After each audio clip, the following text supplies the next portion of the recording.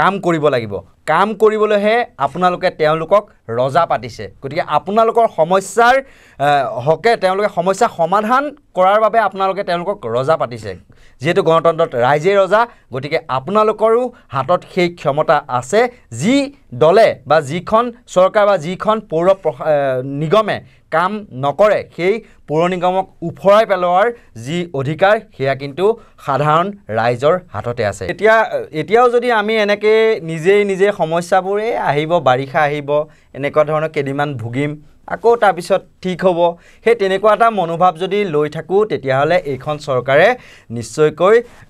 তাৰমানে আমাক একেবাৰে সহজ আকাৰত ল'ব আৰু আমাৰ সমস্যাসমূহ সমাধান কৰাত কেতিয়াও তেওঁলোকে গুৰুত্ব আৰোপ নকৰে গতিকে সময় থাকোঁতে সজোৰে এইবোৰ যি ৰাইজে আজি জিয়াটো ভুগিবলগীয়া হৈছে এক নৰক সদৃশ যন্ত্ৰণাৰ মাজত আজি কটাবলগীয়া হৈছে এফালে যদি আপুনি ট্ৰেফিক জামত তাৰমানে কোনো এম্বুলেন্সত ৰোগী তাৰমানে থকা এম্বুলেন্স ট্ৰেফিক জামত ফচি আছে সেই শব্দটো তাৰমানে কেনেকুৱা ধৰণৰ শুনি বেয়া লাগে আৰু তাৰ বিপৰীতে আকৌ কিছু দূৰ গৈ আপুনি দেখা পাব